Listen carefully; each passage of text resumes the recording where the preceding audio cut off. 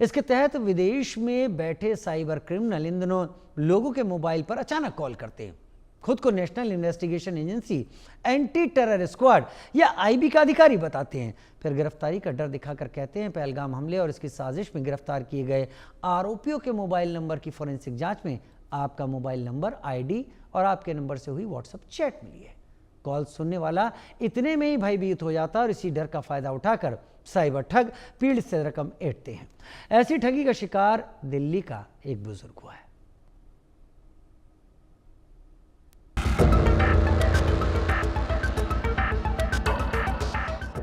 कभी ईडी तो कभी सीबीआई अफसर बनकर धमकाया। दिल्ली में साइबर ठगों ने पूर्व बैंकर को बनाया शिकार। डिजिटल अरेस्ट कर उड़ाए 23 करोड़ रुपए। दिल्ली में रहने वाले रिटायर्ड बैंकर को ठगों ने डिजिटल अरेस्ट में फंसाकर करीब 23 करोड़ रुपए ठगी को अंजाम दिया। अगस्त की शुरुआत में मल्होत्रा को एक फोन आया। कॉल करने वाली महिला ने खुद को टेलीकॉम कंपनी की सीनियर अफसर बताया और कहा कि उनका मोबाइल नंबर फ्रॉड और गैर कानूनी कामों में इस्तेमाल हुआ है। इसके बाद उन्हें अलग अलग नंबरों से कॉल आने लगे।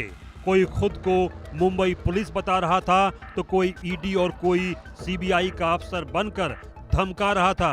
उन्हें कहा गया कि उनके अकाउंट्स में टेरर ग्रुप से लिंक मिले हैं। धमकी देते हुए बुजुर्ग से कहा गया कि उनके आधार का इस्तेमाल पहलगाम आतंकी हमले के लिए फंड जुटाने में, बैंक खाते खोलने के लिए किया गया है। उन्हें अरेस्ट वारंट, कोर्ट के आदेश की कॉपी भेजी गई।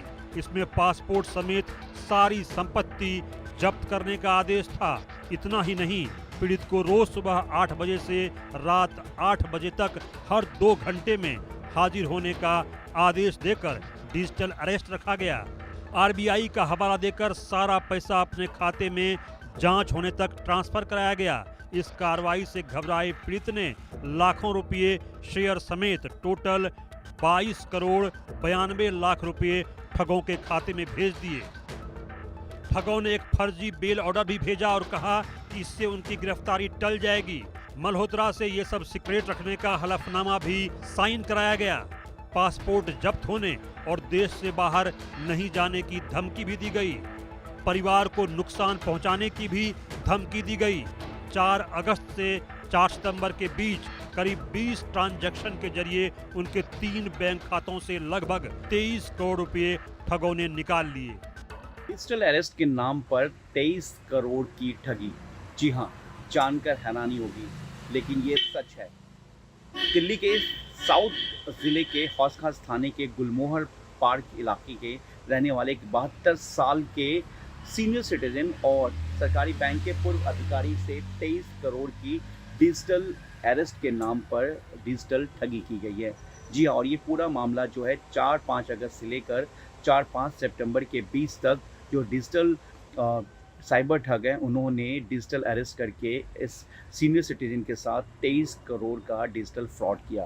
दरअसल पूरा मामला कुछ इस तरीके से है जो कि जानकारी में सामने आया है, और ये पूरा जो मामला है वो इफ्को यानी कि दिल्ली पुलिस की स्पेशल सेल की जो साइबर यूनिट है इफ्को, उसके पास वो इस पूरे मामले की जांच कर रही है। शुरुआत में पीड़ित ने किसी को कुछ नहीं बताया, लेकिन बाद में हिम्मत जुटाकर एनसीआरपी पोर्टल पर ऑनलाइन शिकायत दर्ज कराई।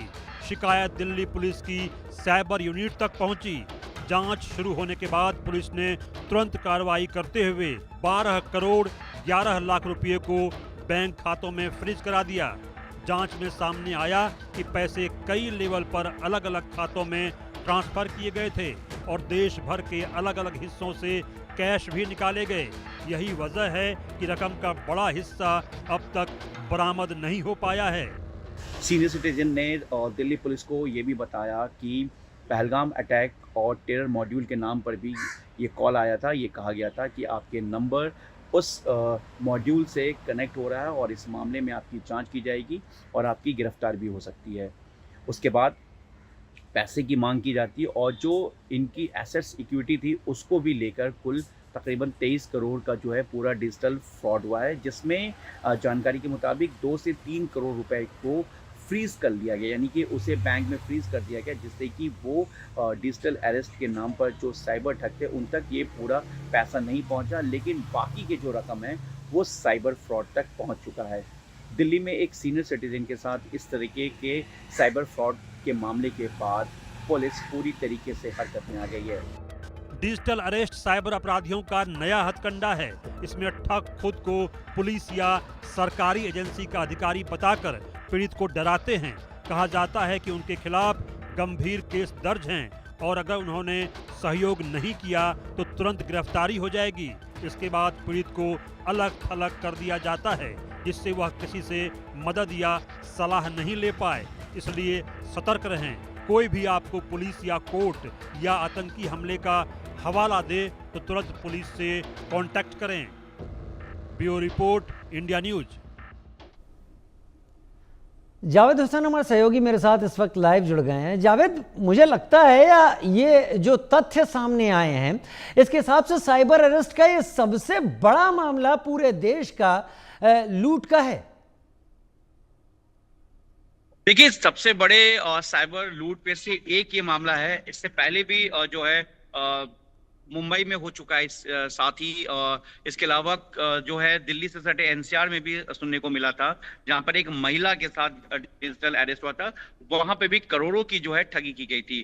ठीक उसी तरीके से दिल्ली के हौसखास थाना इलाके के गुलमोहर पार्क में रहने वाले 72 साल के जो बुजुर्ग हैं, जो कि एक सरकारी बैंक में भी अधिकारी रह चुके हैं, उनके साथ 1 महीने तक डिजिटल अरेस्ट के नाम पर तकरीबन जो है उनका जो कहना है कि 22 करोड़ 90 लाख की जो है उनके साथ जो है वो साइबर फ्रॉड किया गया था, ठगी की गई थी। लेकिन इसमें से 2 से 2.5 करोड़ रुपए जो है वो दिल्ली पुलिस की इफ्को जो इस पूरे मामले की जांच कर रही है उनकी तरफ से इसे फ्रीज कर दिया गया, यानी कि बैंक में इस कंप्लेन के बाद इसको फ्रीज करा दिया गया। लेकिन जो बाकी का अमाउंट है वो जो है साइबर फ्रॉड तक राजीव पहुंच गया है। लेकिन सबसे बड़ी बात यह है कि देखिए, इसमें पहलगाम अटैक, फिर उसके बाद जो है टेरर मॉड्यूल, फिर मुंबई पुलिस, प्रवर्तन निदेशालय, ईडी और सीबीआई के नाम पर इस पूरे साइबर फ्रॉड को इन्होंने इस पूरे मॉडस को ऑपरेंडी को इन्होंने एग्जीक्यूट किया। और इसमें इन्होंने 2 नंबर से इन्होंने कॉल किया था। जिस नंबर से इन्होंने कॉल किया उस नंबर पे उन्होंने बताया कि आपको मुंबई और आधार कार्ड लिंक और साथ में जो नंबर्स है, मोबाइल नंबर है, उसको टेरर मॉड्यूल और पहलगाम अटैक के से रिलेटेड बताया, जिससे कि वो शख्स पूरी तरीके से डर गए। और 1 महीने तक आप यकीन मानिए कि उन्हें डिजिटल अरेस्ट रखा गया। उसके बाद इस तरीके से उनके जो बैंक अकाउंट में जो पैसे थे, इसके अलावा जो इक्विटी उनके जो एसेट्स है, उसको पूरी तरीके से ये जो साइबर ठग है इन्होंने बेहद ही शातिराना तरीके से, और इन्हें यहां तक भी कहा गया था कि ये एक आपका जो है इसकी पूरी जांच की जाएगी और जांच करने के बाद फिर हम आपके पैसे को लौटा देंगे। यानी कि लौटा देने का इन्होंने पूरा एक झांसा दिया था, जिसके बाद जब ये पैसा नहीं लौटाया गया और एक टाइम हो गया, तब इन्हें लगा कि कुछ गड़बड़ हुआ। उसके बाद इन्होंने अपने कुछ जानकार से इस बारे में बताया। उसके बाद जो एक पोर्टल होता है साइबर की तरफ से, उस पोर्टल पे इन्होंने शिकायत दी। शिकायत देने के बाद इफ्को की तरफ से इस पूरे मामले की जांच की जिम्मेदारी बढ़ाई गई और इस पूरे मामले में मामला दर्ज किया गया। मामला दर्ज करने के बाद जो है इफ्को की तरफ से जो है इस पूरे मामले को जांच आगे बढ़ाते हुए जो 2.5 करोड़ के आसपास का जो फिगर बताया जा रहा है उसको फ्रीज कर दिया गया है और अब इस पूरे मामले की जांच की जा रही है। इसमें जो जिस नंबर से कॉल आया, जिस अकाउंट में पैसे को ट्रांजैक्शन किया गया, इसके अलावा जिस साइट से इनको पूरी तरीके से कांटेक्ट किया गया, उन सभी की जो है इफ्को जो दिल्ली पुलिस की स्पेशल सेल है वो इस पूरे जो कि पूरी तरह से हाईटेक है और कई बड़े साइबर फ्रॉड को उन्होंने अपने अंजाम तक पहुंचाया है। और अब जो 23 करोड़ की जो पूरी जो फ्रॉड है, जिसमें 2290 का उन्होंने बताया है और 2-2.5 करोड़ के आसपास जिसको फ्रीज कर दिया गया राजीव, इस पूरे मामले को, इस पैसे को रोक दिया गया। बाकी जो अमाउंट है वो इन साइबर्स जो फ्रॉड है उनके हाथ में चला गया है।